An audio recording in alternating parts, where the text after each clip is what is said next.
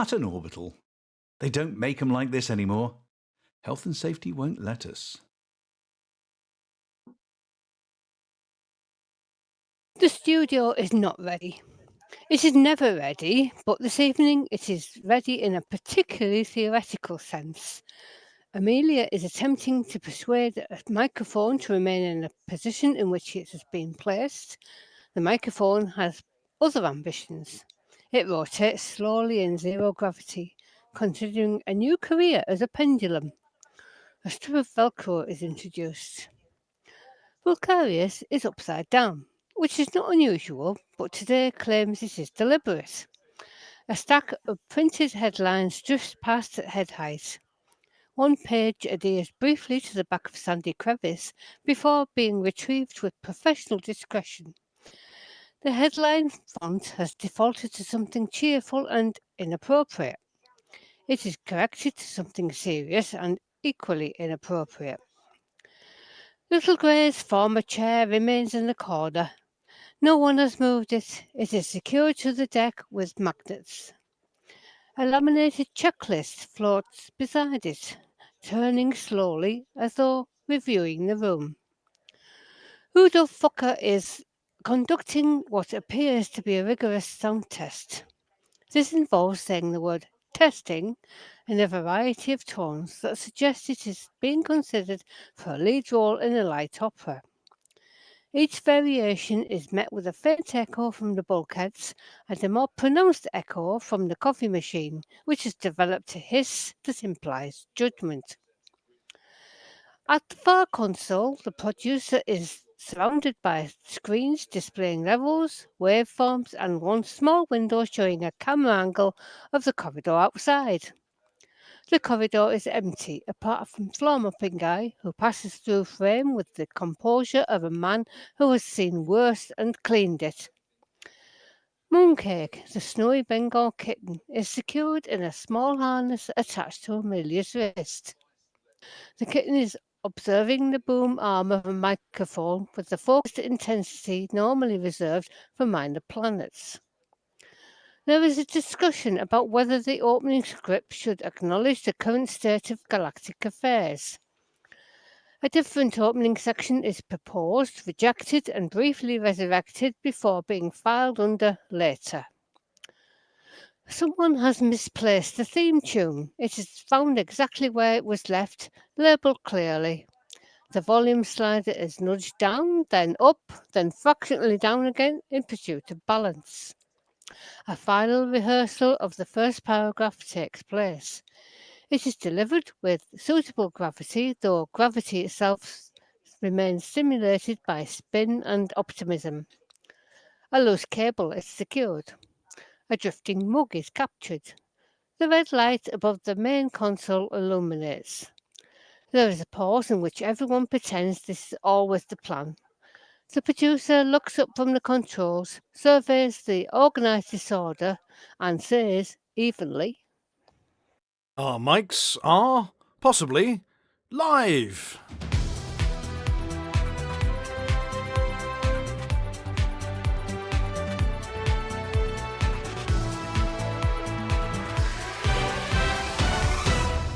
Good evening, and welcome to Hutton Orbital Live. I'm sure this place looks familiar, but I've got to remember which buttons to push and in which order. If it all goes wrong, someone just shout "bong" at the right point and I'll hold up some pictures to the camera. Bong! Too early. It's not bong o'clock yet. I can't see the pictures from here. Can you turn them this way? Well, yeah, but then the viewer can't see them. We've got viewers. Viewers? Crikey. Well, we'd better, do... Bong! Bong. No, yeah, hang on a second. This one. Hold the picture up that way. Go on. There we go. We have no apologies this week.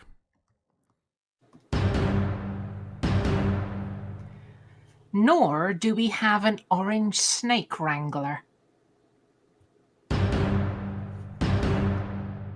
We do have some concerns.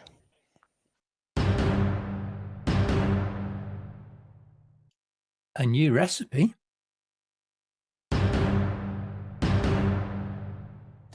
And some more hedgehogs. I say, did somebody put the wrong bloody picture up? Hang on a second. Is it this one? No. There we go. Is this the bar?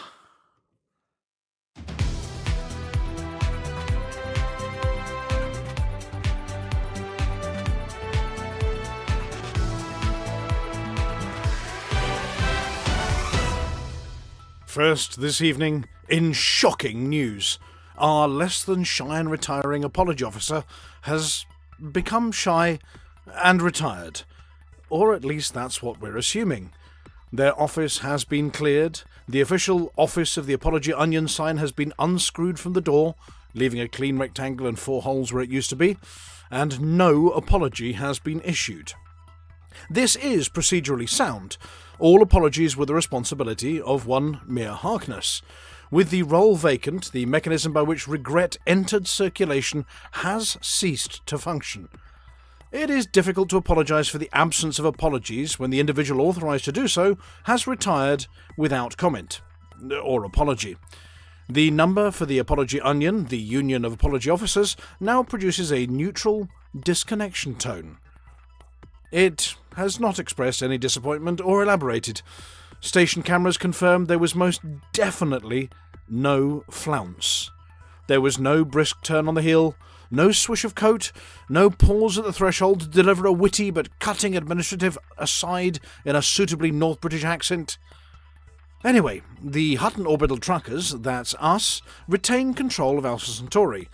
Governance continues, trade flows, minor docking scrapes occur, drinks are spilled. Without a registered apology officer, it is unclear whether these incidents can be formally regretted. There are a number of possible explanations for this departure. Retirement paperwork may have been filed correctly and processed with such efficiency that it left no trace of drama. In this scenario, Mere Harkness simply completed form APO-RET, handed in the lanyard, picked up the entirety of Little Glasgow, and exited via a route not covered by theatrical lighting. It is possible that the final apology was so comprehensive that no further apologies are required. If this is the case, commanders may find that past grievances have been retroactively resolved. Reports so far indicate that docking fines do remain payable, which weakens this theory somewhat. There's been no ransom demand, no manifesto, no communique requiring the Galaxy to admit it was wrong about anything in particular. The Thargoids have issued no statement, which is consistent with their communication style, but not especially helpful. A temporary leave of absence cannot be ruled out, however the absence of a desk plant being watered by a colleague suggests permanence. In Epsilon Indy, a pilot reportedly attempted an unsupervised apology, verbalised as, "My bad, oops," after reversing into a passing beluga. Witnesses described it as a bit thin. Without certification from the apology officer, its legal standing is doubtful. Within the Federation, statements of regret are typically drafted by committee. Within the Empire, honour debts are settled without necessarily saying the word itself. The Alliance may convene a subcommittee to determine whether an interim apology framework is desirable, subject to unanimous disagreement. For independent systems, the situation is rather more stark. Apologies may now need to be handcrafted. This involves eye contact, specificity. It's not usually my turn to mess it up. Specificity, that word, and an absence of the phrase, "with all due respect." The Hutton-flavoured part of the galaxy, which by all accounts is now quite a large chunk of the bubble, has grown accustomed to outsourced remorse. Bumping a Type 9, misjudging a boost, or describing Nerences as Narnia could be corrected with a formalised expression of regret routed through the sanctioned apology officer. Now commanders face the possibility of direct accountability. Early attempts have been uneven. One apology included the phrase, "if anyone was offended." This is not considered appropriate. So, The office remains unoccupied. The plaque is gone. The Onion is silent. There was no flounce. No doors were slammed. No departure announcements were announced. Until a successor is appointed, apologies may continue on an experimental basis. Commanders are advised to use full sentences and avoid abbreviations. No apology accompanies this report. In the meantime, we will be keeping their seat warm just in case. There are rumours that applications for the position have been received from Mr. Dusty and Cecil.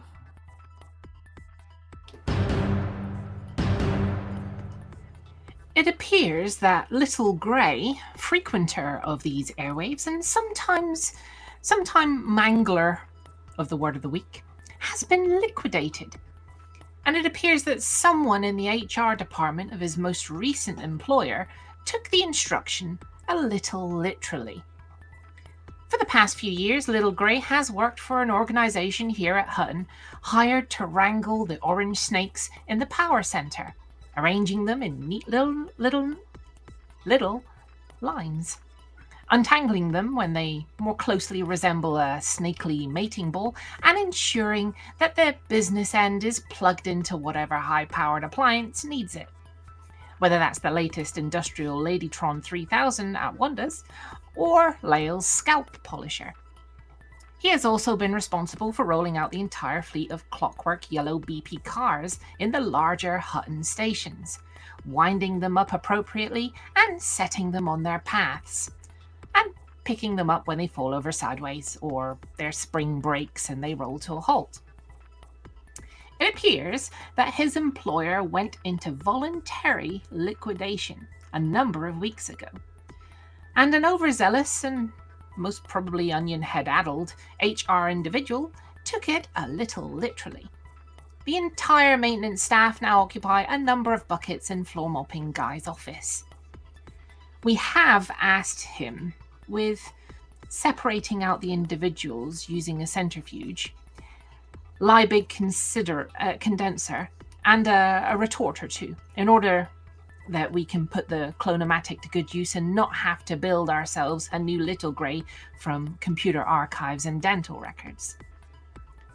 The clonomat, if engaged, typically requires a DNA template, a significant credit balance, and a waiver acknowledging minor discrepancies in ensuing eyebrow symmetry.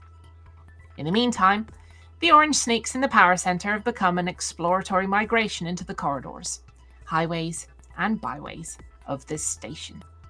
Any commanders should avoid stepping on them, and most definitely avoid the dangerous end.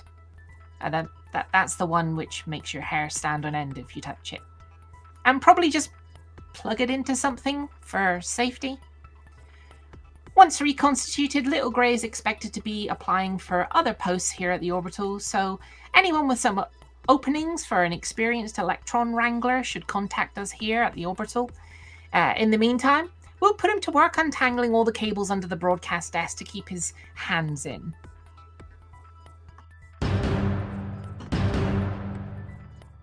With recent news that the investigations into the biology of the Radicoida unica that everyone has been fighting over, and most recently declaring truces over, have revealed some interesting properties. Hutton boffins have expressed concern that everyone is overlooking the obvious. Dr. Roy Casimir has been publishing various scientific papers about the Radicoida, and there are 3 phrases within these papers that have caused a little concern over here. The plant may form symbiotic relationships. It may do so with biological creatures. It appears to be aware of activity around it. For the sake of panic-causing speculation, our boffins have highlighted a few things about these statements in a slightly different order.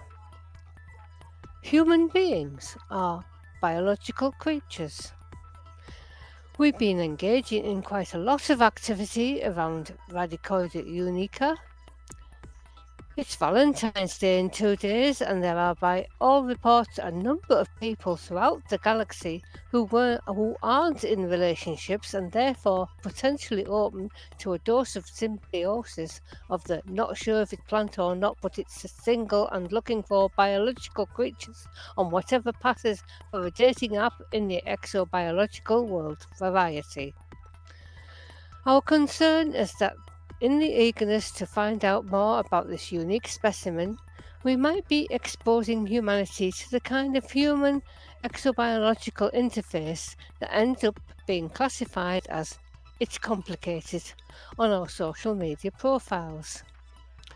Followed by quarantines, zombie apocalypses, running, screaming, and the Thargoids laughing at us from behind their magical no-fly zone near the Col 70 sector. Our advice, if you find some Radicoid Unica, make sure the seals on your spacesuit are tight, follow quarantine protocols, and whatever you do, don't flipping bring them any here.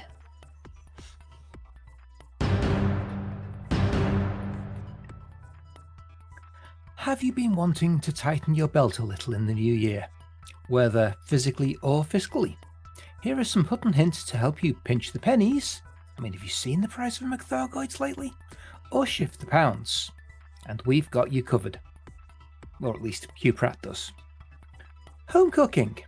Now, obviously that's easier said than done when you're always out on your ship or hopping between stations.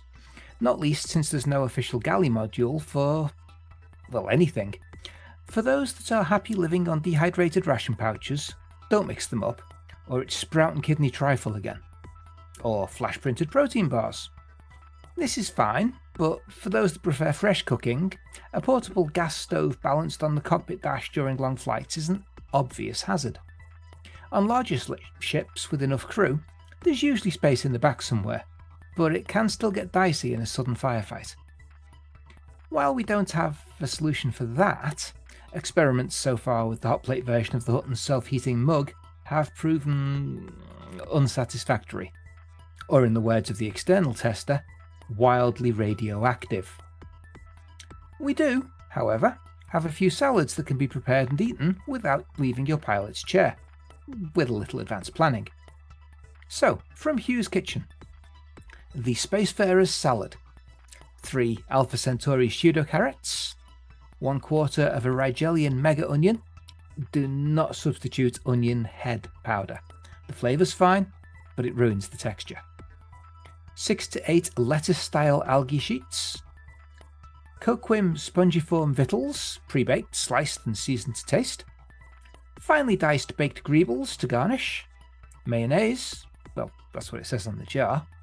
Chai Eridani marine paste, use that one sparingly. And Worcester sauce if it's available. And the method is slice and mix. It goes well with Epinorus eggs, and the shell of them can be used as a bowl if you're catering for a sufficiently large party, although do upscale the recipe accordingly.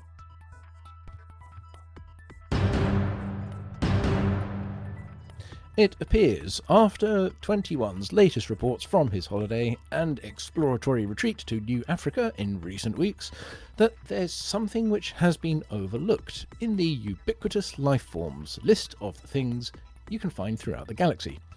We did report his initial findings in a previous week, but now that he's back, we can expand upon his rather spiky findings and work out the relevance of why we spoke about them the other week.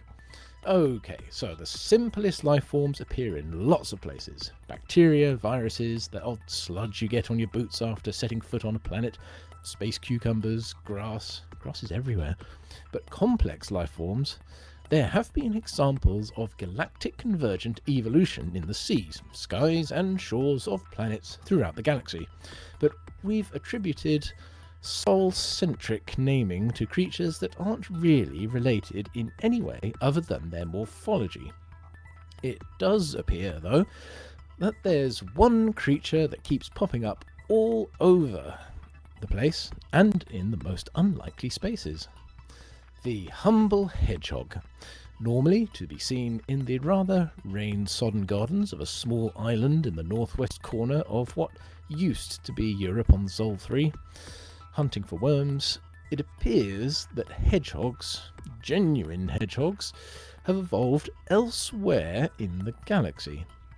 Not transplanted, like some small timid trundling pet by eminent explorers who have strange tastes in travel companions, but genuine, locally born, locally bred populations of biologically compatible spiky things. Not content with being the nocturnal, winter hibernating, pile of leaves inhabiting, road crossing, or not crossing, fully depending on traffic, cute little creatures that bimble around at home, they have proven inexplicably to be one of the hardiest creatures in the galaxy. Hot, humid, equatorial environment, there's your hedgehog. Hibernating in dry seasons. Jungly, soggy, dangerous, creature-infested regions, yep, there's Mr. Hedgehog bimbling around in the undergrowth, scoffing all the crawly things. Low G world, giant hedgehogs. High G world, super sturdy, bulletproof hedgehogs with even tougher spines. Dangerous, lizard-filled early proto-Sol 3s. Feral attack hedgehogs with big claws and pointy teeth. DNA analysis has confirmed that, mysteriously, they're all somehow related.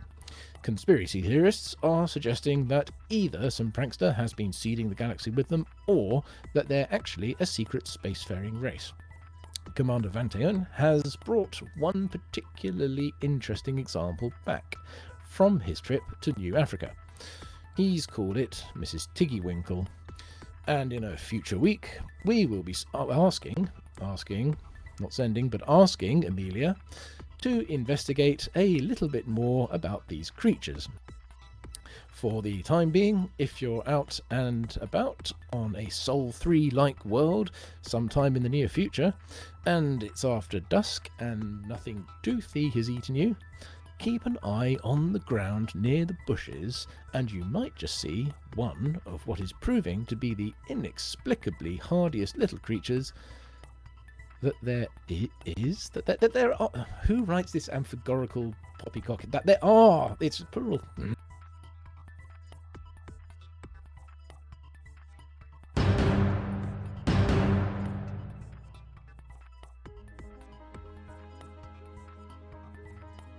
I say, for the mug. Where am I? Is this the bar? Hang on. I'm in the radio station. This isn't the bar. Oh, you want me to read something? It's the Hutton Systems BGS Influence Report. But no one has written it yet. Yeah, I suppose I can manage that one. 1 second. Time for a drink. From a mug.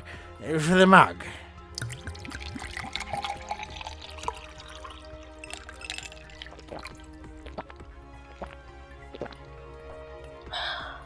Ah, that's better. Everything is fine. Go and do stuff. That's it for this week. Oh, bother. I need to pee. Somebody point me in the right direction.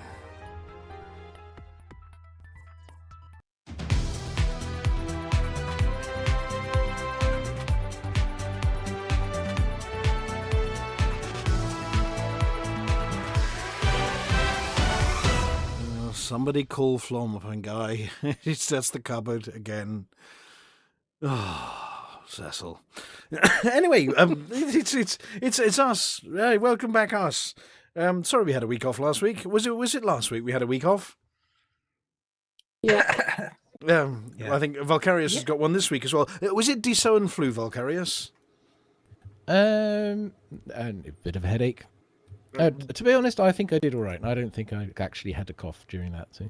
Oh well, that's all right then. Well, the studio, obviously, as we mentioned, we've got the regulars, or some of the regulars here. We've got Vulkarius, as we've just heard, albeit he's behind a screen in quarantine, so we don't get plague. We've got Amelia. Hello. Hello. We do have Flossy, as always. Hello, Flossy. Hello. We've got the Lithobreaker. Hello. And, we appear to have a bucket marked Little Grey. Which, yes, we do need to put him in the clonomat later, I think. I mean, I think they've separated him out from the rest of the team now. But apparently he will be back once the clonomat's done their thing. But the Apology Officer. I mean, 1 minute, I'm here, Apology Officer is here, I'm back, no Apology Officer. No flouncing. Nope, No no flounce. flouncing. Definitely no flounce. No, just an absence of Apology Officer.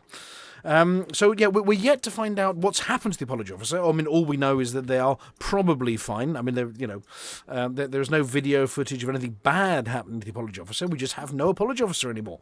Not like the unfortunate abduction of 3311. Not unlike the airlock incident a couple of months ago. We did look outside the airlock just in case they were floating outside and knocking on the window, but no. So we're going to have to do without an Apology Officer for the medium term, shall we say? Until we find out what's what with the Apology Officer. But we're sure they're probably not listening and actually playing with little cars in Little Glasgow at the moment. Other than that, we are all here. So while I've been away, well, actually, I'll explain. I did go to New Africa, by the way. Just in case anyone was wondering whether that was fiction. No, I did actually go to New Africa. I popped up to Mitterrand Hollow and then back down again and saw the moon bison. And I was sitting on the veranda and sipping my suitably alcoholic beverage, and a hedgehog walked past my feet. And I was, what? Hedgehogs exist elsewhere outside damp English gardens, but apparently they do. Apparently there are New African hedgehogs, and they look just like hedgehogs at home, sort of tubby, round and spiky. So I had to go and ask the locals, did somebody just leave it lying around here or bring it with them in their luggage? And no, apparently they believe this is where hedgehogs are and they come from, and they're in complete shock that we have them as well back on, that little island that's south of North Britain. So we had a discussion about it, and then somebody else piped up, well, we've got them as well. And it turns out that, yes, everywhere has hedgehogs, apart from the Antarctic or ice worlds. But they do different things. So they don't hibernate in winter like they do here. Apparently they hibernate when it's dry when you're in New Africa, which is quite a lot of the time because there's nothing to eat. But then they wake up again perfectly fine when it's all wet. So I was in complete shock over that one. Other than that, that's sort of the highlight of my trip to New Africa. What did everybody else do last week, though? You had a week off. Vulkarius, did you enjoy a bit of R&R, or what activities were you up to in the last week? I built a system. A station. A few. That is to say, the unprecedented revelation is that I did some trucking. One of I've us. Never done, One of us. I've never done this before. Oh, if we'd known that, we'd have revoked your license a long time ago. So you've done space trucking, and when you say stations, yeah, little orbitals. Well, it started with an outpost to begin. Then there was some surface ports, and then I placed a dodeck. Right. And I'm building a Coriolis. And this is with a wing of fellow all praise to the Empress pilots? Not really. Thanks to Ascorbius for helping me with a few 1,000 tons the other day, but it's basically just me. So you're a proper trucker now. You haven't done it. You haven't done it sort of like everybody else has. You've done it like a hanky style. You've just built the lot, all of them, mostly on your own. Yep. Okay. Do they have names? These mysterious stations? They all have names. These mysterious stations. Okay. Well, do tell us. So there's a bit of a theme here. The orbital is named cross-platform. Cross. Yes, cross-platform. As in a little bit angry. I was thinking more shaped like a cross. Right, okay. It has 2 military bases beneath it. It's base 2 and base 16. Which system would this be in? Oh, yeah, that's a point. It's HIP 100,067. What, you mean the so HIP that- 1067 controlled by the Winged Hussars, our very good friends? Well, yeah. Yeah, all right, But okay. you're really close. I mean, you could expand here because you're like less than 100 light years away at Dabby Minor. Oh, so it's a next door neighbour to Dabby Minor. Okay, so you've got Yeah. cross-platform, which is what, about Yes, 1,000 light and seconds from the jump point. Yep, I've got military bases, base 2 and base 16. Then there's Right. the agricultural planet isn't fully built yet, but it does have a surface port called Open Source. It's got an installation called Megabytes, and I've got a dear. planned Coriolis there called Serial Port. And I have seen integer division. Yeah, so that's the industrial and high tech planet. There's our industrial operation. There's bitwise operation. Mm-hmm. We have the high tech division is integer division, and you can purchase their products in the orbital above at floating point. And I see something called Base 2. Or was that an old Yeah, name? base 2. That was I mentioned that was the military bases. Base That's the 2 and military base one, 16, okay. Yeah. But we don't have divide by 0 yet. No. Yep. There's the bigger military base is Secure Shell, and above it is Command Terminal. There's the terminal. Yeah. And the major refinery production, so all the metals, you can get that from standard template library on the planet. Mm-hmm. 357 um, light seconds out. Yes. Yep. Next to translation. Yep. And the translation unit. Libraries need translations, you see. Mm-hmm. And I'm headed right now to the Orbis, which is type def struct. Type def struct, which appears to be, its economy is 220% extraction, 120% refinery. I don't know how these sums work. 15% military, 10% agriculture, 5% industrial, and 5% high tech. Apparently, Right. I need to build another refinery hub. Got it. right. So all the extraction comes from. I haven't actually built any extraction facilities, but it is over a high metal content planet. That's where the extraction comes from. So. I'm guessing that you don't have a navigation beacon.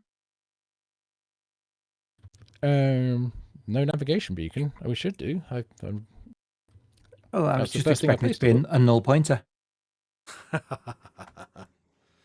Very good. Very, very good. Right. Well, so yeah, we do need to pop by and maybe get us some pictures of some of these marvellous stations. Maybe for next week as well. Take some space selfies, what they call spelfies, while you're there. Do you know what your population size is for the system yet, or is it still fairly slim? well, it's kind of in flux. I haven't actually checked, but I could do in just a second. Well, our reports here are saying you've already attracted 1.33 million people. Yes, that is 1.3 million is what the galaxy map says at the moment. Yeah. And your security level is currently high. It better be. I placed. It's got 3 military bases and an extra security installation. Like I did that in advance just to make sure it wouldn't just completely fall into anarchy and piracy. Well, that's all right. I'm just trying to see what your various states are. You're in a state of none at the moment. Yeah, all of this has gone up in the last few days. So Right. So you've got nothing pending, nothing active. You're in a state of none. And your neighbours, you've got the Winged Hussars, the Social Songa Democrats, the Imperial Inquisition, and Chibe Rats, who are an anarchic faction in system. yeah, that's kind of how colonization works. It pulls in. For anyone who doesn't know, it pulls in the faction who owns the port from which you make the claim. It pulls in the next highest, or brackets highest, faction influence in the system. It pulls the faction which your squadron supports, if any, and it pulls in a nearby anarchy faction. So. Right. And your faction, if you're part of one. Well, that would be the squadron thing. The squadron thing, yes, yeah.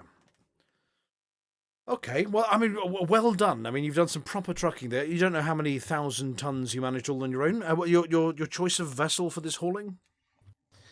Panther Clipper, with various community goal cargo racks added. So I've got 1,282 tons. Oh, hefty, I think is the word on that one. But congratulations! Proper trucking and well done. Do get us some photographs for next time. Do you have any particularly pretty planets or vistas or anything special in system? Or are you just high metal content worlds and rocky worlds? Yeah, and things? the high metal content worlds don't look particularly good. There are some, I suppose, the most interesting planets aren't actually landable. Although it does have a lot of stars I don't know if you've seen the galaxy map, the system map for it. A gas giant with water-based life, though. You do have somewhere for space whales to stop off. It's got three ringed stars orbiting the main star. Would they all be Class Y brown dwarfs? Yes, and it's also pending confirmation if I can actually scroll the screen. It does have. So I've not built anything on it yet, but it does have a landable ringed high metal content planet. Ooh, which one would that be? I'm just having a look through the list. There's a lot of them. Actually, it's the first two. Oh, the first two. Two landable ringed planets. Yeah. So HIP 1000671 and 1000672. And they seem to be rich. I've already gone through getting first footfall on all of these, so don't try and steal it. I've already done it. Oh, right. Okay. So this was a previously undiscovered or unmapped system then, or unstood upon system. Yeah. Nobody had trod on it yet. So I went around placing all the floor mats and putting a flag in there. Oh, of course, you don't own anything unless you've plonked down a flag. No, you've got to stick a flag in it, yeah. Yeah, that was the 3310 article. Absolutely. Okay, well, congratulations on that one. And as we slide across the room in the direction of Commander Flossy. Hello. Hello, Flossy. So, while I was taking my sabbatical over in New Africa, what were you up to, apart from watching the CGs with keen interest? Well, I haven't been in any CGs recently, but I have been fairly busy. Flossy is in Distant Worlds 3, and we've just arrived at Beagle Point. So, but you've only just left. Well, we went a lot of the way in fleet carriers. We didn't really start until we got to Rendezvous Point. Okay. And then we started flying our own ships, and the fleet carriers and the individual ships have now mostly arrived in Beagle Point. So, and do we know how big the fleet is that have arrived at Beagle Point? I don't. It was about 6,000 ships were taking part originally, wasn't it? Or it started off, yeah. I don't know how many have actually got there. Some have been delayed by searching for a lost ship, right? Which has just been found. So they're on the way. So I think most people are probably there now. Mm-hmm. Well, probably got the bar, and you've got a series of waypoints after that. So you're using Beagle Point as a jump-off point onto the next part of Distant Worlds. Yeah, right. That's it. So we'll get the next waypoint on Sunday, I think it is. Okay. And are you going spinwards or widdershins? Pardon? Are you going spinwards or widdershins? Clockwise, I haven't got a clue. Clockwise, anti-clockwise, up and down. I don't know. East to west. They haven't told us yet. Oh, right, okay. It's top secret. But then my one of my alts has been continuing my colonisation in the bubble. So I've been quite busy. Oh, it sounds it. Poppy has been building an ocellus in the Flossy's third system. So we only just finished it a few days ago. Sounds good. Oh, it'll be active now, won't it? Yeah. So it should be. Well, once again, you'll have to send us some pictures. We'll have to have a gallery, one of those Tony Hart style gallery bits from. Here's my beautiful station in my beautiful system. From everybody. We'll do it with Tony Hart style gallery. We'll put Cecil's music over it or something. This one. As we put the pictures up. Oh, croaky. Okay, well, thank you very much. Update on Distant Worlds 3. Yeah, I'm going to stop that music now before I go to sleep. It's a bit like your mystic Flossy ones. Oh. And so Litho, how about you? Far less interesting here. I've been stuck in that actual reality rig that we've got in the games room. Right. Playing, redecorating the hall and fixing the toilet because it won't flush. Okay.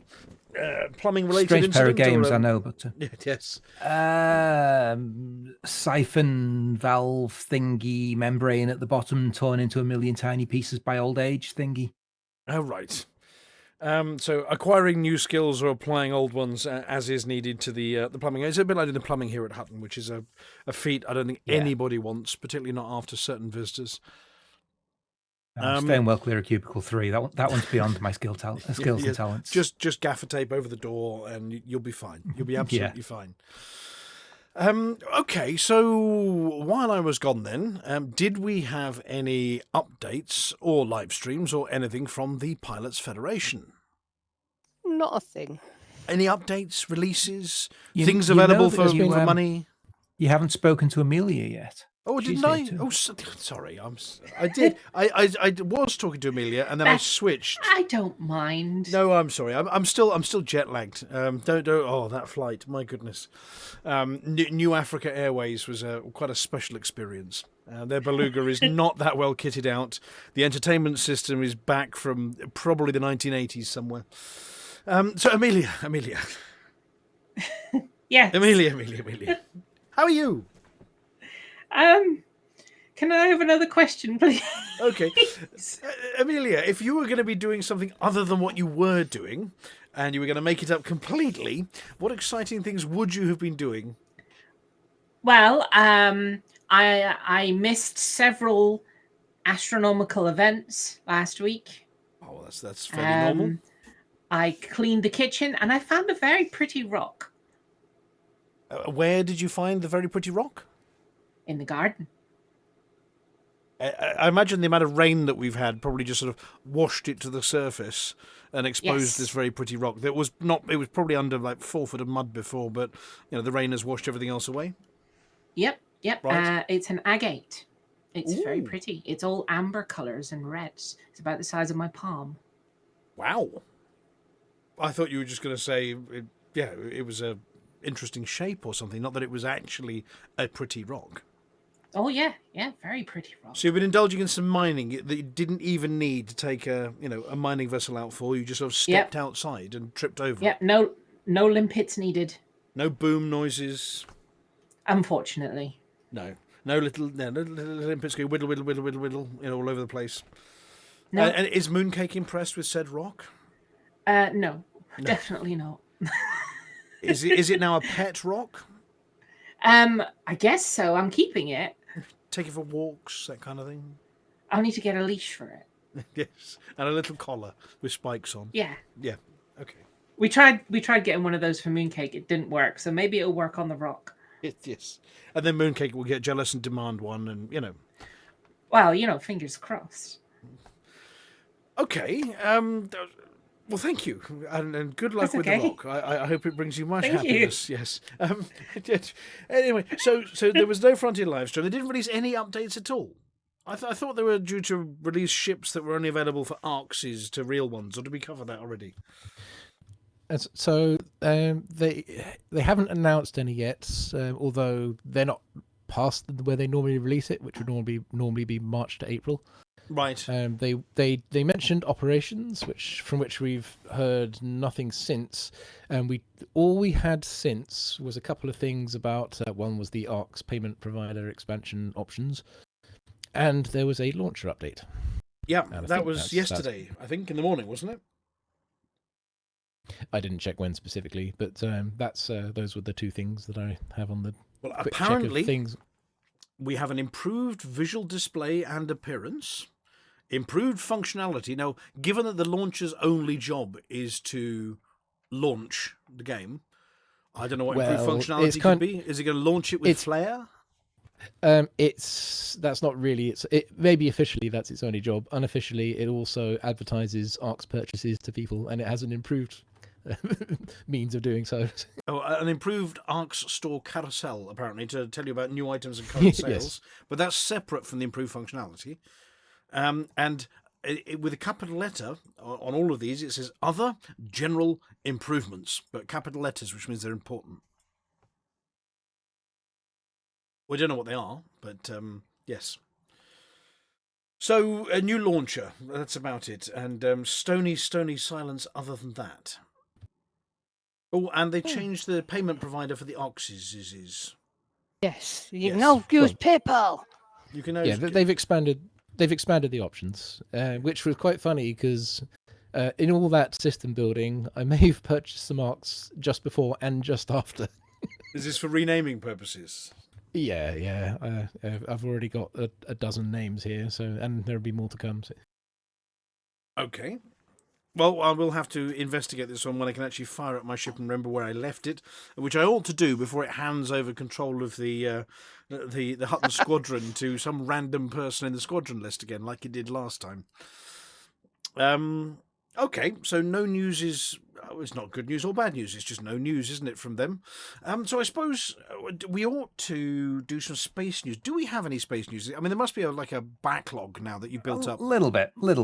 I'm just reading it now. We're gonna need a longer show. What do we ditch? Should we just we'll ditch Wotherspoon? Okay, don't tell him. We're just gonna ditch Wotherspoon this week. Okay. Okay. In return for some more space news. So here's the theme music.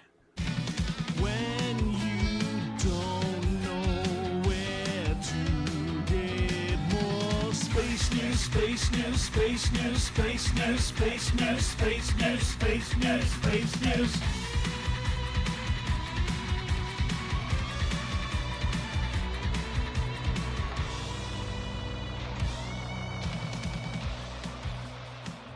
Okay.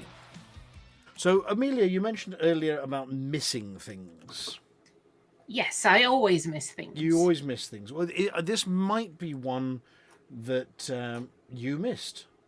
Not yet. All right. Okay. Here we go. Oh, crikey! It's all gone Johnny Cash. So go on. Somebody introduce this one. Who put this one in here? That was me. Okay. Go on. Then introduce it. Something that is happening in 5 days' time. So next Tuesday-ish. Right. In an annular. Have to be careful saying that one. An annular solar eclipse. Mm-hmm. So moon completely in front of the sun. Right. But not big enough to block it. Moon's too far away, so you get this lovely ring of fire effect. It's going to be quite beautiful and quite spectacular, but only if you're a penguin. Only if you're a penguin. It's visible across western Antarctica and most of the southern oceans in that area. Right, here we go. There's a picture of it So, with a little chunk taken out. Yeah, so sadly it's not in a good place for viewing. So it's no good for annularity here. No. Okay, From here so you'll see nothing. nothing. Okay. You won't even see a little nibble So here. for our viewer, and we do have one who regularly is in the Antarctic, so actually this is slightly relevant. If they are down there at the moment, might be lucky if he's in the right area. they might be able to be seeing that one. Okay. So Amelia, you've got an excuse for missing that one. Yep. An excuse. Yeah, you have an excuse for missing that one. There we go. Right. And now we have number 2, something Something else for you to miss. There we go. Go on then. This one's early April, and we might all miss it. Okay. There's a comet being spotted about 2 weeks back, which is going to be an absolute sun grazer. It's going to be very, very close to the sun. And once it survives, or if it survives perihelion and comes out the other side, it could have quite the tail. And it could be potentially even naked eye visible in the early evening skies. And is this actually visible from this part of this hemisphere? From everywhere, if it's visible at all. It could be a couple of tiny rocks and a puff of dust that we never see again. Okay, and it has a name. It's very close to the sun. Yes. Yeah, it does. It's in the article somewhere. Yeah, it's A1 named Maps. Sungrazer W3 Lovejoy. That's the one in the photograph. That was a previous one. Oh, that was a previous one.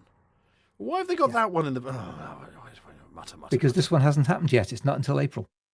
Here we go. There is a long-range picture of a small dot with other dots against a grey background.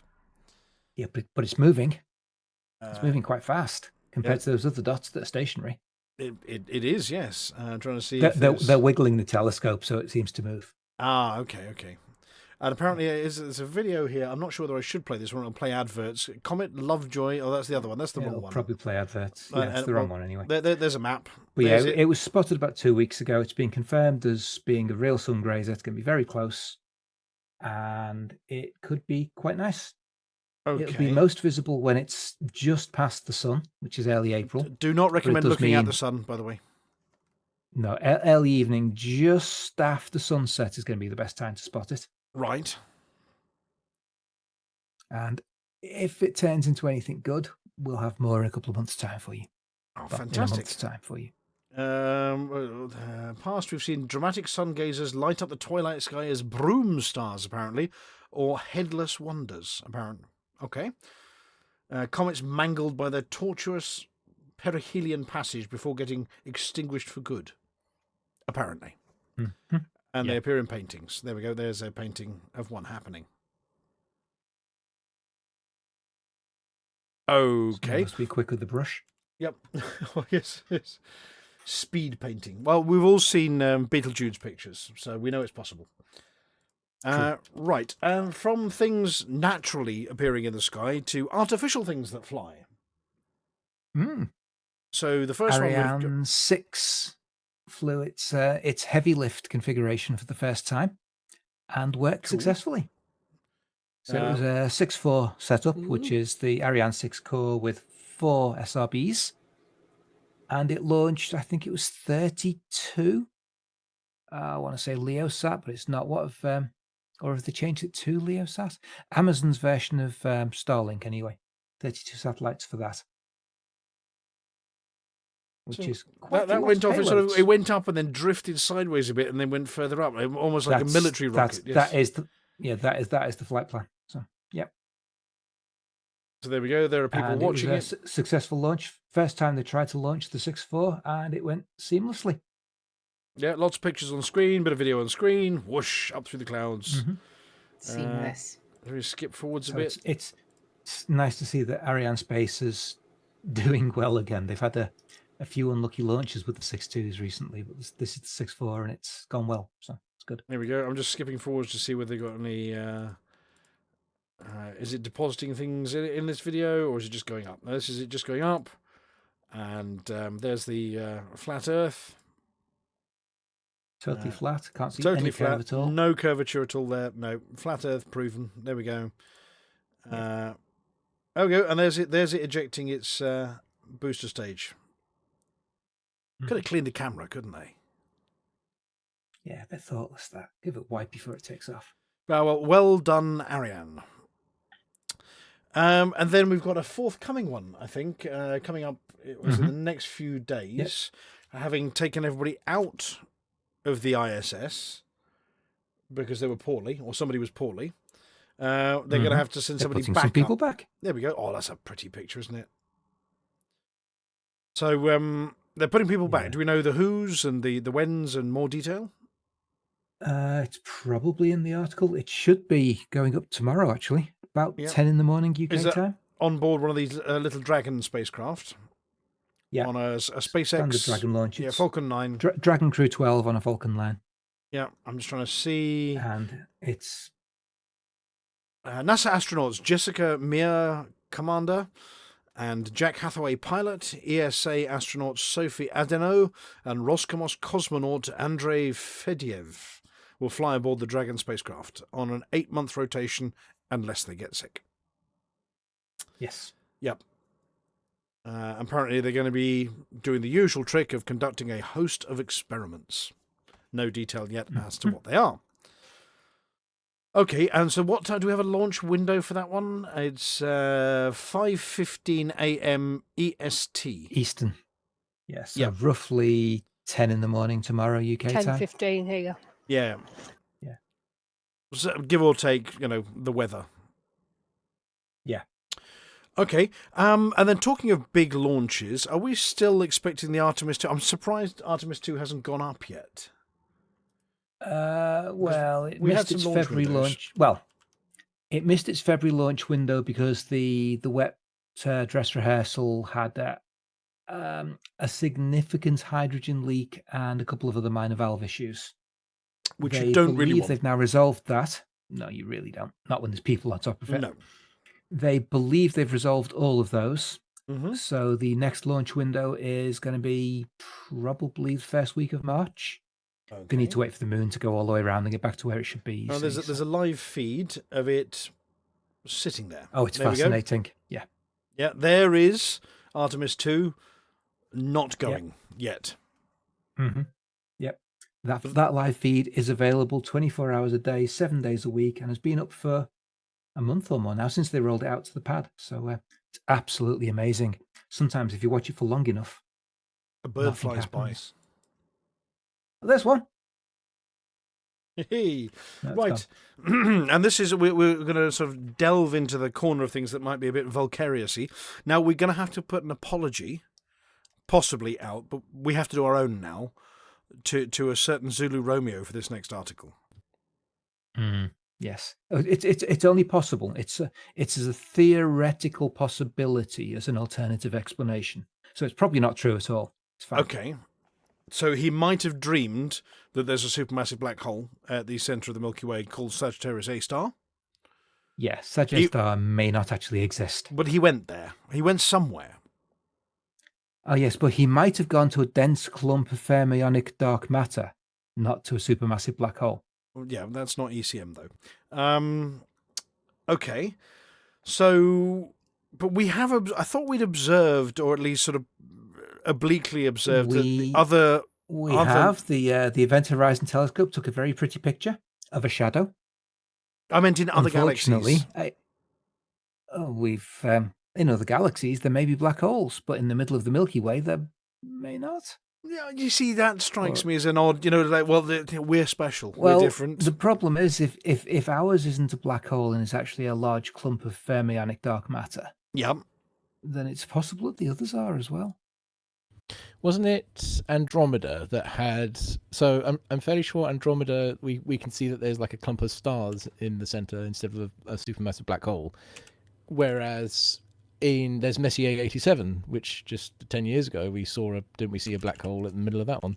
So no, we saw a shadow. Again, the problem with black holes is you, by definition, cannot see them. Okay. Literally, there what is Holly said. absolutely no. Yeah. So I does was trying to avoid saying they're black.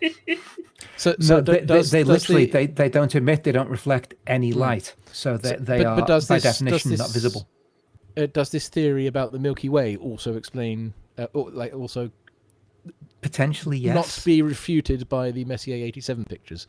No, not even by the Sagittarius star pictures, because it would be such a high gravitational mass that it behaves, well, surprisingly enough, a lot like a black hole of a similar mass.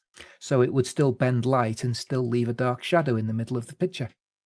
So you'd get basically the one that's just scrolling past at the moment. Okay. See, I was just reading up on It would make a very slight difference to the orbit of the very nearby stars. Okay. I read the article earlier. About a 1% difference to the orbital path. That's quite a which big is- difference in space terms, 1%. Oh, it is, but Yes. it's given how far away they are. For anybody who's ever been to Sagittarius star, it's a long, long way. It's kind of beyond the accuracy of what we can exactly measure with the telescopes we've got at the moment. So we need better observations to say whether it's a black hole or a large lump of fermionic dark matter. Right. So yes, it might not exist. Yeah, I was just reading up. Basically, somebody's come up with an interesting alternative theory Mhm. that fits very well with the fact that we're absolutely sure, as far as we can be, that dark matter is out there, being dark and mattery, and there's lots of it in a halo around the outside of pretty much all galaxies, Mhm. and scattered through the galaxies, which is why they do weird things with the spin rotation, that the outside of galaxies rotates faster than it should, Right. given the way things normally rotate slow when they're further out from the center. Mm-hmm. So dark matter's definitely there at the outside and in the middle. So what if it's in the middle as well? In the In middle, the center yes. as well. Yeah, Well- because if it's in the centre as well, then it would be a large lump of fermionic dark matter. And if it was, then it actually seems to fit the bill for not being a supermassive black hole. Well, I'm going to stick with if Zulu Romeo said he saw it, then I'm going to believe Zulu Romeo. It's good enough for me. Yeah, it's good enough for for me as well. Yeah, so Andromeda Galaxy M31 apparently has got an unusual double nucleus, a double cluster. So P1 and P2 at the heart of Andromeda core, and there are two distinct concentrations of stars, P1 and P2, separated by about 5 light years. And the double nature of the nucleus is actually an illusion created by an elliptical eccentric ring of old red stars orbiting the central black hole. They are saying firmly it's still a black hole on this one. And the two spots represent the places where the stars in the ring move slowest, making them appear to cluster. So there we go. Apparently it's only an illusion that it's a double nucleus. Or double cluster, I should say. Has Cecil been at the gin again? Possibly. I have no idea. He was looking through the telescope and saw double vision. But yeah, Could be. I could just imagine Cecil going to the bar and says, "I'll have a double nucleus, please." a double cluster. Yes. With a large dark lump of fermionic dark matter in it. Yeah, absolutely. And But no ice. a compact disc of hot blue stars to rest it on. Okay. And then moving on to the last article for this week. Apparently Amelia wants to colonize the moon. No, sorry, SpaceX want to colonize the moon.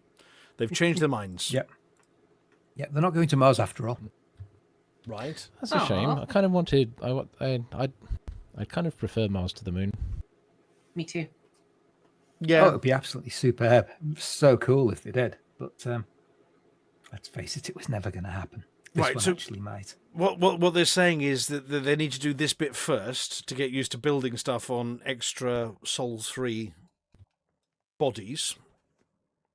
What they've well, you actually can- said is they need to do this bit. To do that bit. They didn't go into the first and the carrying on, but Okay. but right. this is Elon Musk, so it could change again tomorrow, and I'm sure it's not the entire story. But yeah, rather than their primary target being the moon, being Mars, Yeah. he's announced in the last few days that he's planning on going to the moon instead first to build a colony there. I was about to say, do we know what they're planning to build? I guess the question then becomes, Well, what what form they're would planning that to take? build is they're shifting focus to a self-growing city on the moon, which they can potentially achieve in less than 10, they mean fewer than 10 years, where I don't know. Well, you can have half a year, so. whereas Mars would take 20 plus years. The mission of SpaceX remains the same, extend consciousness and life as we know it to the stars. It's only possible to travel to Mars when the planets align every 26 months, whereas we can launch the moon every 10 days. This means we can iterate much faster to complete a moon city than a Mars city. Yeah, that's actually I mean, a fair his point. original plan for Mars was a city of 80,000 people and basically completely self-sufficient, which is Although- actually a lot more achievable on the moon. So, something I've not looked up. So I know Mars soil is toxic. So that's you're gonna. Is that kind of the case either way? Like you're basically going to have to. No, there's no perchlorate. Well, not significant amount of perchlorates on the moon. There's lots on Mars. The biggest disadvantage of the moon over Mars is the Mars has got a plentiful supply of carbon dioxide, which you can crack to get carbon and oxygen. Yeah. So I presume that there's no plan to terraform the moon as such, though. Just No, build but on the like a basis we can bubble send city. up new toilet rolls every 10 days. It's a lot easier than every 26 months or whatever they were saying. Well, there we go. People have experimented with growing plants in regolith as a substrate, so using moon dust as soil, basically. And obviously, you need to add other bits to it, but as the basic main body particle, it seems to work. So in principle, you can use a lot of local materials for a lot of things. And then there's they'll presumably need radiation shielding. About a meter of rock. But a lot of the plans from people that aren't Elon Musk involve basically doing it underground. So find a large lava tube and build in there. Right. Because Not like the picture we've got on radiation shielding screen. you want. Which looks a bit flimsy to me, and everybody's going to be irradiated and die horribly. Seems to have a lot of starships in it as well. Yes, that Blowing looks up huge suspiciously like... clouds of Yeah. dust or water vapor or smoke or something, but Yeah, right near the behaving city. in a very atmospheric manner. Yeah. So apparently by directly harnessing near-constant solar power, little operating or maintenance costs, these satellites will transform ability to scale compute. It's always sunny in space, apparently. Well, if you're looking the AI towards... data centers he's also planning on building. Yeah. I mean, one thing to bear in mind with any Elon Musk announcement at the moment is it's, let's see, how did it go? SpaceX has just bought X, which has just bought Grok. Oh, SpaceX has just bought a Grok AI. They've merged all the which is companies. Yeah. Well, each of them has bought the next one along, and they're planning on IPOing the whole lot. Right. So he's suddenly announcing far more sensible things, so that people don't think it's quite as crazy an investment. Okay. But yeah, pinch of salt is involved. Well, yeah, apparently this is the good. first... Just go on. I was going to say, it's good news that he's actually now announced a goal that's actually feasibly achievable, because he might actually manage to do it. Well, apparently it means we're going to become a Kardashev 2 level civilization. I'd not heard of Kardashev. Oh. Is that an author? Kardashev, Is that an author, is it? And well, it's a scientist. Kardashev Type 1 is using all of the energy that hits Earth. Kardashev Type 2 is using all the energy that the sun emits. Basically build a Dyson swarm. Yeah, like surrounding the sun, yeah. Kardashev Type 3 is using all the energy of a galaxy. It's quite an exponential scale. Oh, yeah. Okay, we're talking Dyson spheres again now, aren't we? Yeah. Well, we've already started on the Dyson swarm. We've got lots of satellites up there using solar power. Yeah, I suppose so. It's a small start, but it's a start. So apparently we are currently rated 0.7 on the scale, so we're not even yet at a Type 1. But that means we use most of the energy that hits Earth from the sun. So it's pretty good, really. Okay. But it's based on your energy consumption, of course, a lot of which is historical because it's been underground and, it's melty bits of dinosaurs and old plants and things. So it's about our consumption, yes, rather than the amount coming from the sun being captured in real time and capturing historical. Yeah, anyway, yes. Yes, 0.7, yes. There we go. So we're a Kardashev 0.7 level civilization, which is 0.7 more than every other civilization we've discovered in the galaxy. Okay, well, that's it for our space news. There was a lot because we've been away for a bit. So let me poke this button here and make that go away. 1 second. When you don't know where to get more space news, space news, space news, space news, space news, space news, space news, space news.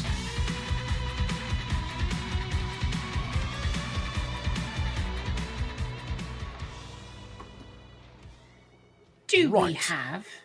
Oh, please, yes. Do we have a word of the week? We absolutely do. What is the word of the week? Oh, you want to know that as well? How many questions are you asking me here? 67. The word of the week. Oh, cool. The word of the week this week is eleutheromania. Eleutheromania? What does that mean? Eleutheromania. It means the intense desire for freedom. Can you use it in a sentence, please? Just watch me. After a number of years cooped up at Hutton, the apology officer was overcome with somebody's deleted it. I put it in there. No, it hasn't been deleted. I saw it earlier. It's been with a strong sense of eleutheromania. A sudden bout, even.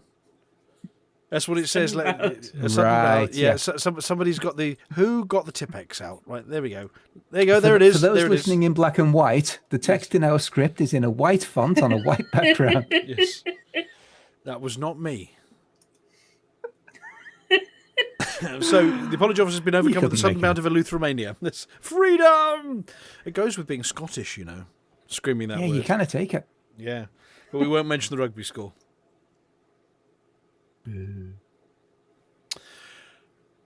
Will we? Much. Definitely not. Okay, Vulkarius, are we quizzing this week? Yep, we are indeed, and I just remember to put link in studio.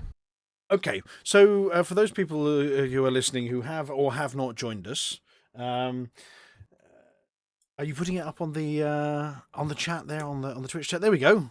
There is a website you can go to, which is the control panel. Yeah. It is indeed, and presumably while you get the presenter view ready, I can introduce it. Presumably. I hope so. If I remember what buttons to push, yes. Well, we'll see if he makes it in time.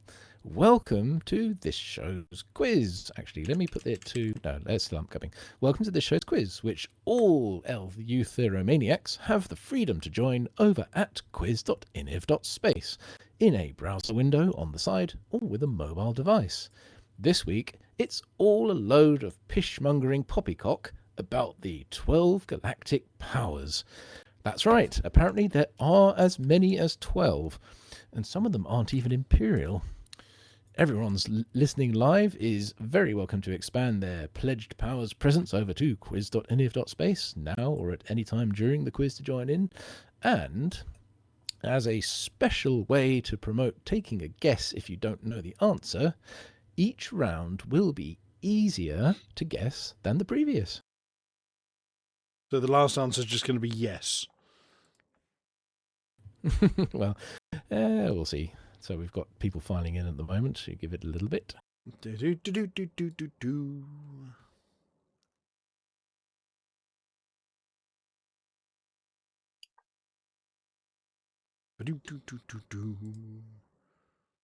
Okay.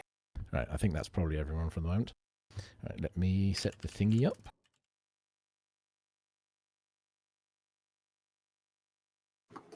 So you say it's going to get progressively easier?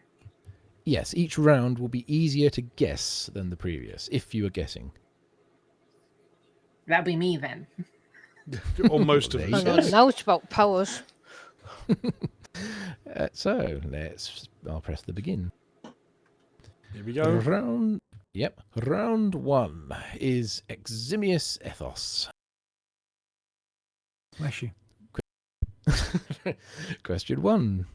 Which power has an ethos based on diplomatic ties and trade protectionism? So it is multiple choice, and literally all the powers are there. We've got Aisling Duval, Archon Delane, Arissa Lavigne Duval, Benjamin Petraeus, Edmund Mahon, Felicia Winters, Jerome Archer, Lee Yong-Rui, Nakata Kane, Pranav Antal, Yuri Grom, or Zamina Dorval. Amelia, don't forget to hit the post button. Right. Yeah. Vulkarius, don't forget to set Studio 6 as the presenter. Hold on, got to grade these things, you know. Yeah.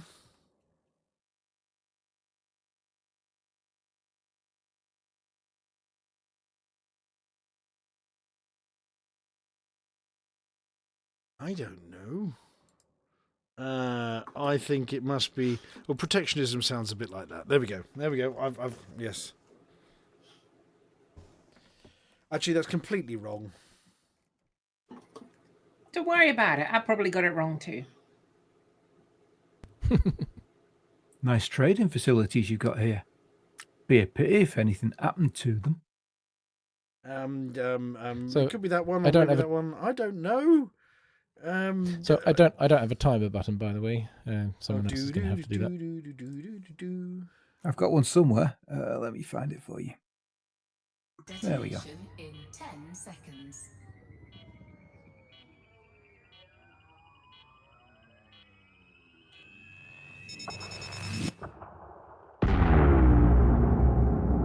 Question 2. Which power has an ethos based on covert operations and insurgency? Covert operations and insurgency.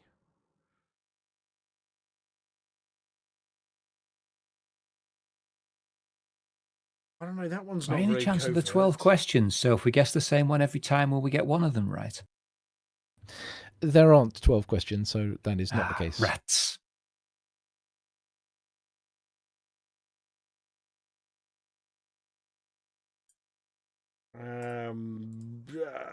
I'm going this way. There we go. I have no clue on any of these. No, I don't do power I've play. got 0 from 0 so far. Yep. No.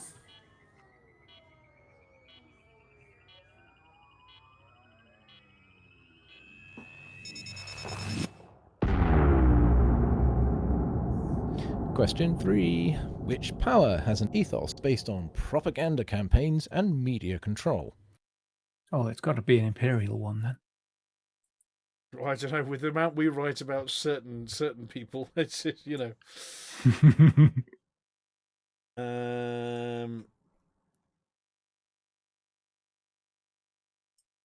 No idea. No, I'm going to, basically based in Hutton fiction. I'm pretty sure this one's got to be vaguely correct. Hutton propaganda and media control claims that this person is a lot of propaganda campaigns and media controls. So, yep, I'm staying in I couldn't see character. Cecil on the list though. Yep. If this is setting up a discretionary point later, then you're going to have to inform me at the time. Oh, it's definitely somebody who had a long career in law enforcement.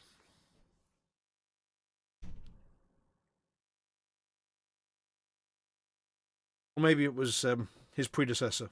Oops, I've given away his gender. Or her gender. There, yes.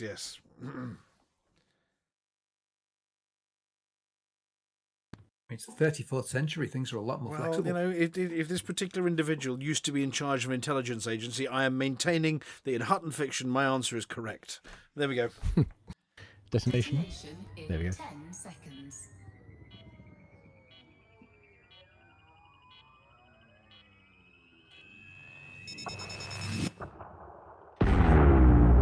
Not guilty, says Commander Aiden. So we get prizes for the number of us that get 0. I see. So we have Edmund Mahon is the trade protectionist and diplomatic based ethos power. Okay. So well done for 54% of answers for getting that one. Well, Wow, half of us guessed that right. I'm impressed. And that's meant to be the hardest question. Well, it's the I hardest got to guess. It's the hardest to guess. Insofar as you've got damn all it. 12 to choose. well, I'm just aligning so- your question with Hutton fiction, and this one happened to line up. Well, sorry, fiction. Hutton reporting. Hutton accurate, true reporting that this person was responsible with his magic book and his beard for covert operations and insurgency. So, yep, okay. Yep. Yeah, so that is the definition of amphigory, one of the earlier words of the week. So yes, Yuri Grom, covert operations and insurgency. And we have, for propaganda campaigns, is Aisling Duval. Told you it was an imperial. Well, Yeah. the federal I love the director of the top three Federal guesses. Intelligence Agency, right? Okay, is definitely spreading lies about Hutton, which is why I answered that Jerome was the one. Yeah. Yeah, but he's got an Okay, ethos right. based on making people that he doesn't like disappear. Propaganda. It's all propaganda. But yes, it's Aisling Duval who has the media blitz. thingy. Woohoo! That was a guess. Well done, Flossy. Well, I mean, didn't he disband the Federal Free Press though? How would I know? Well, between Hudson and Jerome Archer, he got rid of the Federal More, Free Press. more Yeah. of a random stab than a guess. Yeah. Well, it was Hudson who set up the surveillance thingy, wasn't it? Yeah, it was, yes. In any case, let's move on to round 2, Okay. which is Quokka Watcher Quotes, and that's a wooden puppet that's controlled by strings, by the way. Mhm. And having already appeared in round 1, Mahon, Grom, and Duval are no longer possible answers. Okay, well, that helps. Yes, so you go up to 1 in 12 to 1 in 9. Question 1. Who says we must seize this new golden age of expansion to increase the bottom line? Is he orange?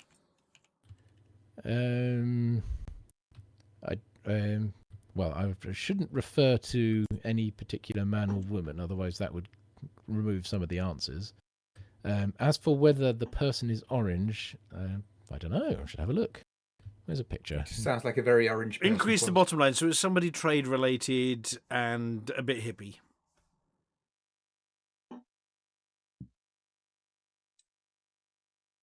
Ooh, I've got a cunning idea. So cunning, you I can have a cut cunning your teeth plan, on my it? lord. So cunning, you could, yes. You could stick a tail on it and call it a weasel. Absolutely. I haven't watched that in way too long. Me neither. So, Mindwipe says, so better question for new players. Who was the former emperor? We actually had something adjacent to that a few weeks ago when it was just before the turn of the year. I did actually do a quiz about the empire. Keep up, yes. Right, do. Yeah, detonation when you want to. Bum, bum, bum, bum, bum, bum, bum. Detonation in 10 seconds. 6, 3, 2, 1. 5, sir. Question 2. Who says, together we are stronger than those who seek to tear us down? Right.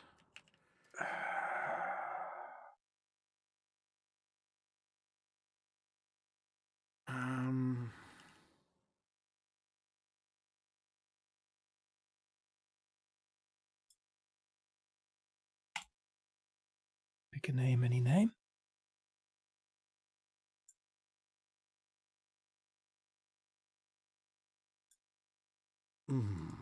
And it's not one of the previous ones. You've deleted those. That's right. So you can only choose from Archon, Orissa, Denton, Felicia, Jerome, Lee, Nakato, Pranav, or Zamina this time.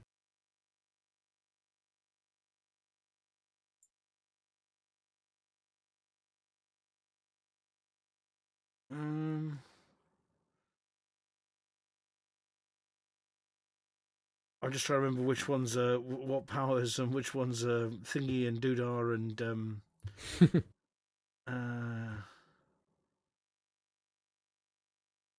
Which ones are kind of based on unity or combat or...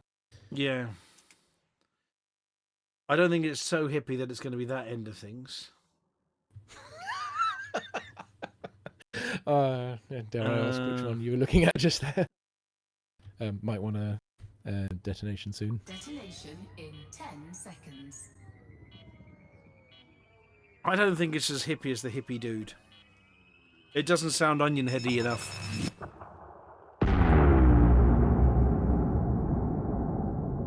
And who says the corporations bear a responsibility to sustain the basic rights of our citizens?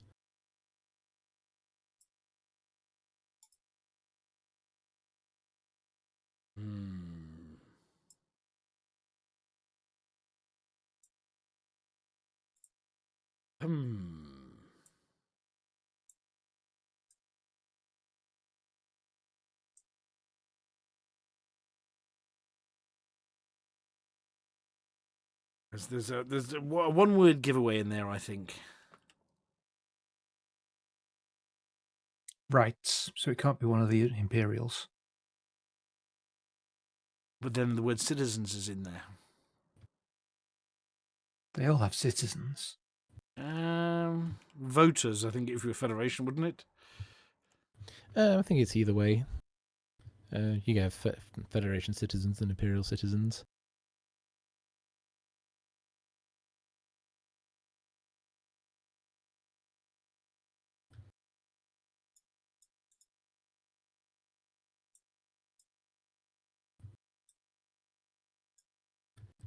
Thingy? Detonation? Detonation in 10 seconds.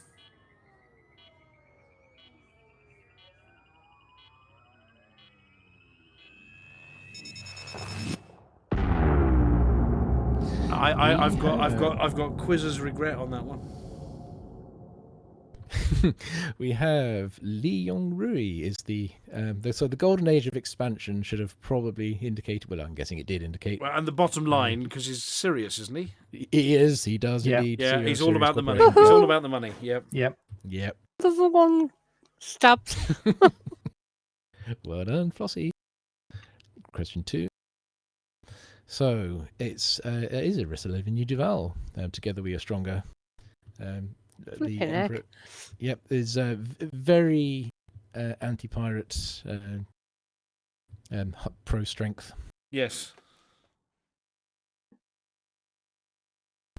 And No, I was going to say that. You see, yeah. After a planet got all got smashed up, I think. That's why I had answer as regret on this one. I went with the wrong one. I didn't really think about the Rhea was it the Rhea 3 connection, but yeah. So incidentally, the notion that an imperial power would attach responsibility to a corporation, that's not going to happen in the Empire. No, I suppose not. No, there's no such imposition from above like that. That's Felicia Winters. Yeah, no, I was as soon as I answered it and you did the countdown, I thought, you know what, that Rhea 3 thing and making the corporations pay, yes, bother. Nobody got that one, did they? Yeah, that's correct. Nobody did. Round 3 is perspicacious power-specific modules. And having already appeared in round... it means keen insight, understanding, or acumen. I needed something that alliterated, so... Okay. Having appeared in round 2, Young Rui, Lavinia Duval, and Winters are no longer possible answers. Right. So you now got a 1 in 6. Question 1. Which power gives commanders the mining lance first? Mining lance. Lee Young Rui. Oh, damn it. No. That was the Golden Age of Expansion answer. It's already gone.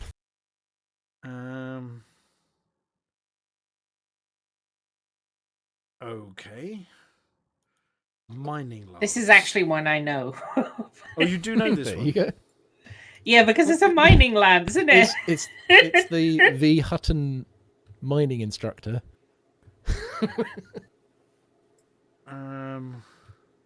Although, has the Hutton mining instructor tried the Type 11 Prospector yet?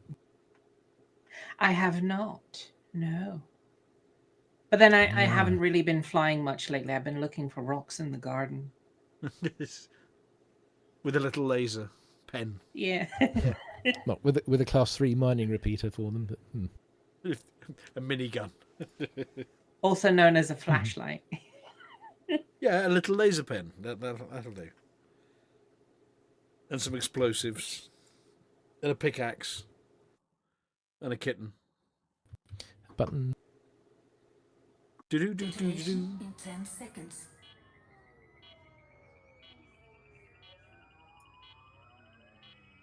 Sorry, I'm giving people plenty of time on these because they're not easy questions. Question 2. Which power gives commanders the Cyto Scrambler first?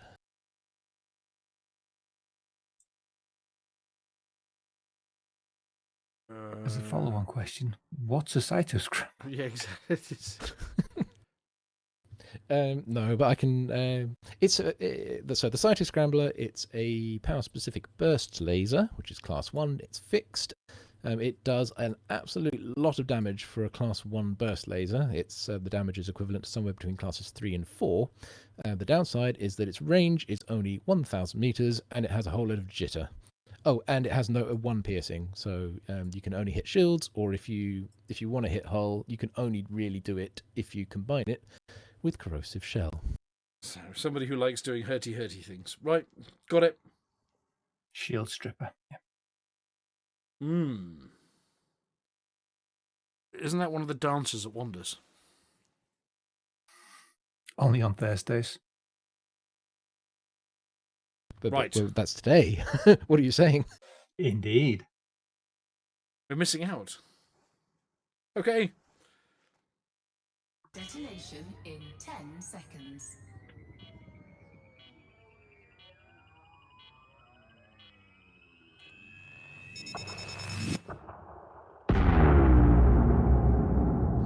Question 3. Which power gives commanders the Concorde cannon first? British Airways.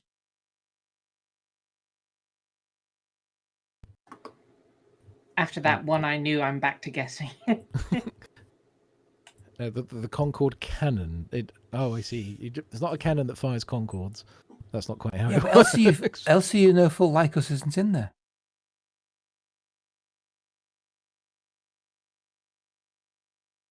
Uh-huh.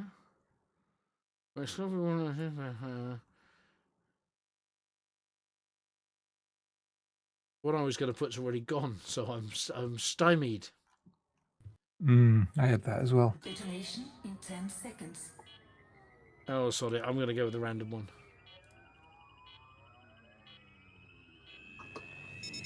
You have a 1 in 6 chance. It's like rolling a dice. Yep. Well, I was going with it was one of the new ones because it wasn't one of the old school power play ones, so shall it had to be a see. new name. So yeah.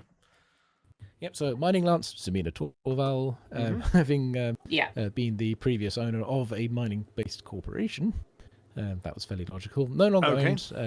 Zamina's daughter, Constantia Torval, now owns it. Right. Nepotism at its two. finest. I don't know. If you own something, you're allowed to give it to whoever you want. I mean, it's not a publicly traded corporation. Okay. So Citus Scrambler is that naughty little pirate Archon Delane. Yeah, it had to be, didn't it? A naughty gun for a naughty pirate. Yeah. Yeah. He's not a pirate. They dressed him up like that. Right. Yeah. Jerome Archer seems to have inherited from Zachary Hudson the fragment. It's the fragment cannons. Yes. Yeah. I don't know what. And yeah. And indeed it was. The newcomer to the power play scene, Nakato Kane, has the Concord cannon. Yep. Had to be the newbie. Indeed. And with that, shall we take a look at the scoreboard? Da-da-da-da-da-da. No, that's my email. There you go. Scoreboard show. Go. There. Oh, give over. So, Wow, I got more than I if that- thought. Yeah, if 21 had got one more question. Well, that correct, one that I then- knew after the fact. yes. The Winters one. Bother. So, well done. For a joint first, we have Hedgehog 80,085 as Raphael and 21. That doesn't say It says I got Hedgehog. 0. That's not right. Hmm. Hey, who got what? Hedge boobs. Did you press? Let me Well, check did- a thing real quick. What did Flossy get? It says I got 0. 11th place was 0. That. So if I I look had a through few you- lucky guesses, but Have So you you been said- pressing the post button? Yeah, that wasn't the Yeah. problem. But the. And we see Flossy's H. answers. Is it? Huh.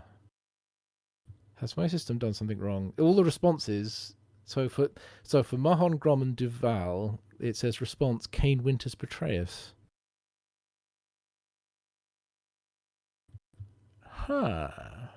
Uh-oh. Oh, okay. Well, what? How many did you get correct? All of them. You can mark your. You can. It's okay. You can. I can hand you the marking pen. You can mark your own score. This is At like government least agencies Tell being him able you to got mark them your I all think- right. At least 9. I'm not sure. At least 3, I think. Okay. So you should be up there. If you have 3 or 4, you should be up with Jinx and Kizanik. That's yeah. Well, I'll not try to diagnose anything right now, obviously, but aside from some unknown mapping between actual answers and selected answers, well done, everyone. Woohoo! Well done, Azrael and Hedge 8085s. They're spiky ones. Hedge boobs. Yes. Well, thank you very much, Vulkarius, for this week's enlightening, unlimited powers. Yes, by the power of Grayskull. Right. I'm just having a look what it says in the script. It's now time, I think, to introduce Flossy. Well, it would be, wouldn't it, Flossy? It would Time to be, introduce yeah. you. Yeah, it would be time to introduce you, but there's a problem with that. Mm-hmm. What do we think the problem with that is? So there's nothing to say. I'm trying to find where I lined up our little tune for you as well. But I seem to have hidden it on my sound deck here. I've ceased to exist. That's what it is. Yeah, I know it's even deleted your special theme. I'm going to find it super quick. Hang on a second. Dun, dun, dun, dun, dun, dun. Where does it hide? Quick.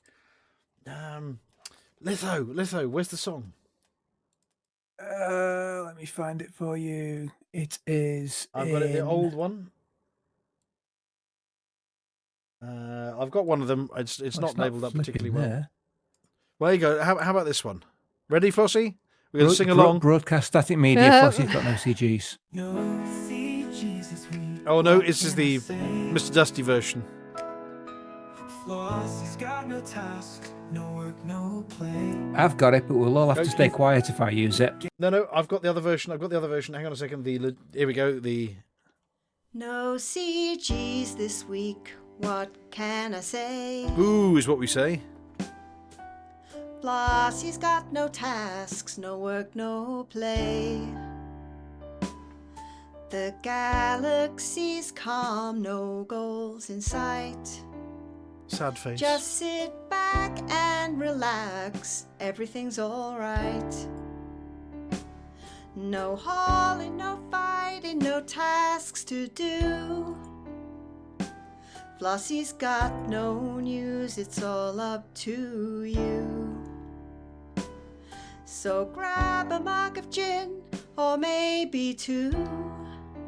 This week is quiet, no CGs for you. No calls for trucks, no missions to bring. Not a single thing, not a single ping. The stars are quiet, the stations too. Guess it's time to chill, nothing's on cue. No hauling, no fighting, no tasks to do. Flossy's got no news, it's all up to you. So grab a mug of gin, or maybe two. This week is quiet, no CGs for you.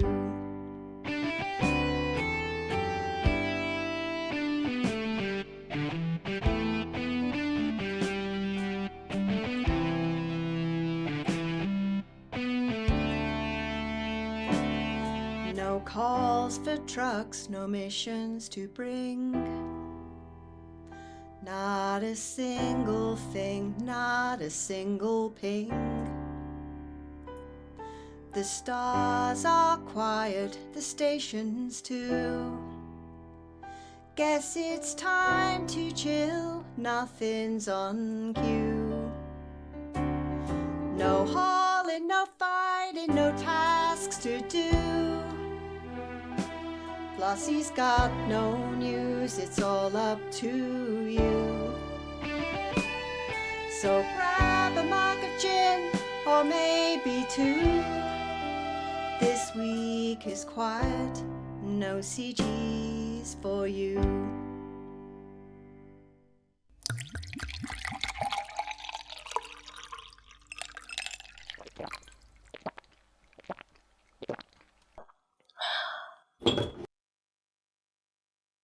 There you go.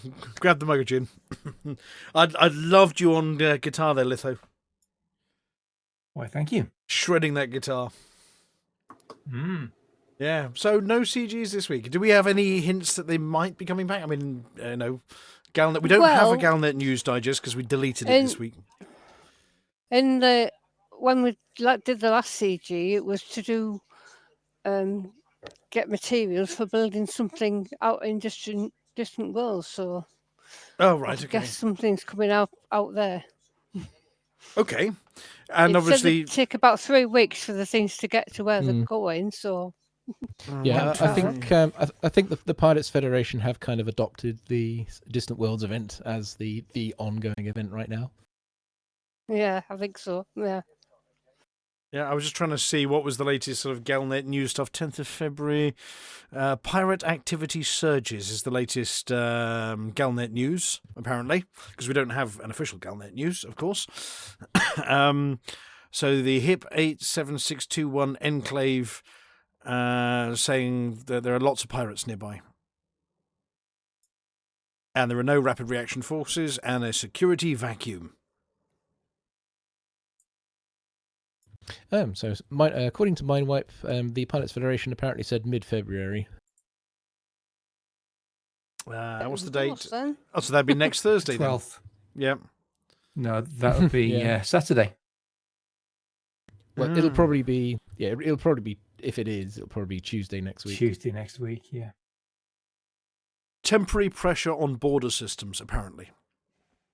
And both the Empire and the Federation agree with each other on this one, which is a rare thing.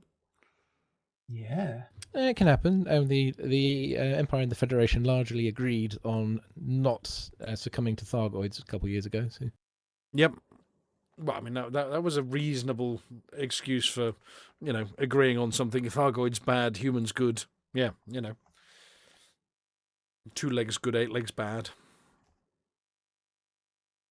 4 legs better. If you're Alvin. Okay, well, yes. So Amelia, we're not straying into the realms of hedgehogs quite this week for you. So you don't have to go and check out the giant hedgehogs or the short, heavily armored hedgehogs or the feral hedgehogs this week, but maybe next week, possibly, to maintain the hedgehog theme. We will continue the hunt for the apology officer and to find out where on earth they've vanished off to, with Little Glasgow, which has also vanished from the station. And other than that, we'll be back with more news next week. Does anybody have anything to add before we head off towards the end of the show? Silence. For the mug? Only those 3 magical words. Right, well, what we have to do is, it's traditional now that we go and raid somebody. And last time I did this, I went to raid somebody and they combat logged on us seconds before we went. So I'm just going to go and have a look and see if there are any streamers out there who need a little bit of a visit from all of us. Anybody got any ideas? Who do we want to go and...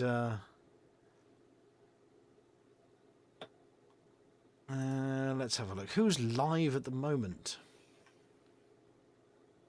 We have some cosmic latency. No, what else we got? No. Exploring the galaxy and making money with Wicked Destiny. I quite like the idea of cosmic latency. What does everybody else think? And I can see an original Elite screen up there from 1984 version of Elite. Awesome. So I think we're going to go and raid the cosmic latency. So what we're going to do is we're going to play the credits at the end of the show. Stick around, read them, try the recipes. Apparently, Amelia says the cookies are really delicious. I don't know if that's because they've got onion head in or not, but you get the munchies and then the more munchies. Stay around for the end of that. We're going to go and raid them. When you turn up at Cosmic Latency's stream at the end, do give them a hearty for the mug and show them how Hutton Truckers do things properly. We will be back next week, maybe with a little grey, if the Clonomat's been fed. Maybe not. We shall see. If not, there's some more news about what he looks like when he's half reconstituted, but you don't want to see those pictures. Other than that, it's good night from me, and it's... Good night from him. Night all. For the mug! For the mug. For the mug. For the mug.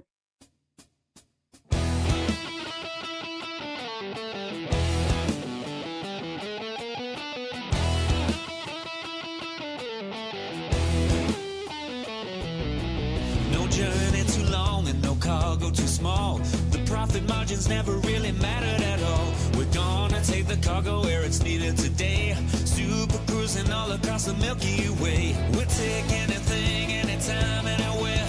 Loading up the T-9s to the brim with grace. For the mug, yeah, you know just where we're coming from. For the mug, now everybody sing the Hutton Trucker song. For the mug. Flossy always seems to crash into the sun. Swivel likes the pilot on the Xbox One. Alvin at the front, you know he leads us well. Trucking across the galaxy, now everybody yell. Father Mac, Father Mac. Yeah, you know just where we're coming from. Father Mac, Father Mac. Now everybody sing the Hutton Trucker song. Father Mac, Father Mac. Yeah, you know just where we're coming from. Father Mac, Father Mac. Now everybody sing the Hutton Trucker song.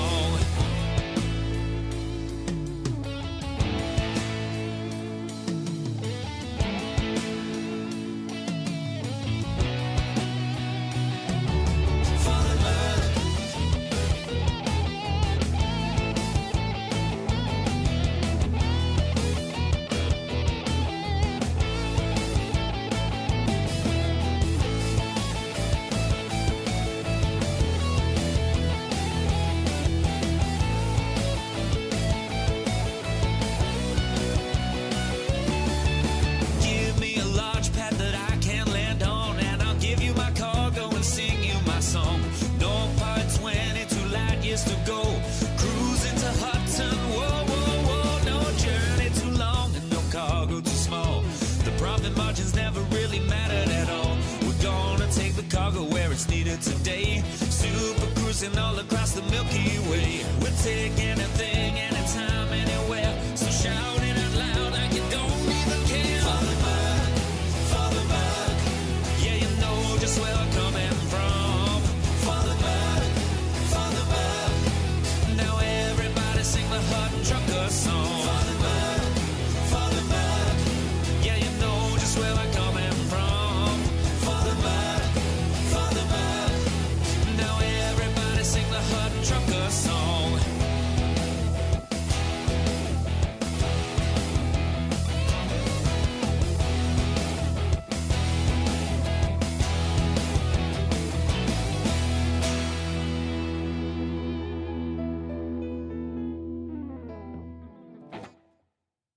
Ladies and gentlemen, that's the end of the show. Everybody's buggered off now, so why don't you bugger